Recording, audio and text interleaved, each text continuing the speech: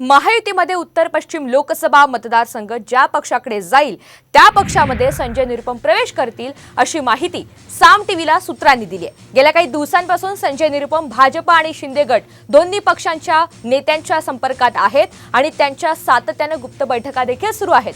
महायुतीने मुंबईतल्या एकूण 6 जागांपैकी केवळ 2 जागांवर उमेदवार जाहीर केलेत, मात्र उत्तर पश्चिम मुंबईसह एकूण 4 जागांवर उमेदवार घोषित करण्यात आलेले नाहीत। त्यामुळे ज्या पक्षाकडे ही जागा जाईल निरुपम त्या पक्षात प्रवेश करतील अशी सुद्धा माहिती सध्या प्राप्त होतीये। या संदर्भातली अधिकची माहिती आपल्याला संजय गडदे देत आहे। संजय, महायुतीमध्ये उत्तर पश्चिम लोकसभा मतदारसंघ ज्या पक्षाकडे जाणार आहे आता त्याच पक्षात संजय निरुपम जातील असं देखील कळतंय, काय अधिकचे अपडेट्स आहेत?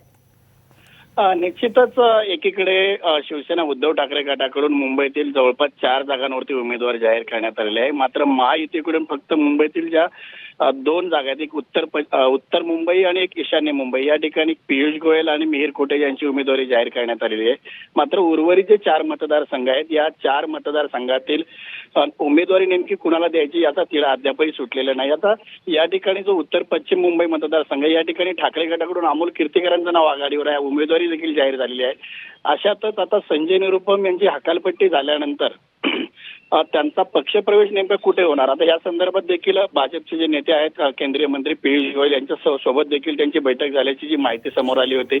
शिंदे गटातील अनेक नेत्यांशी देखील संजय निरुपम यांची भेट झाली होती, बैठकाही झाल्या होत्या।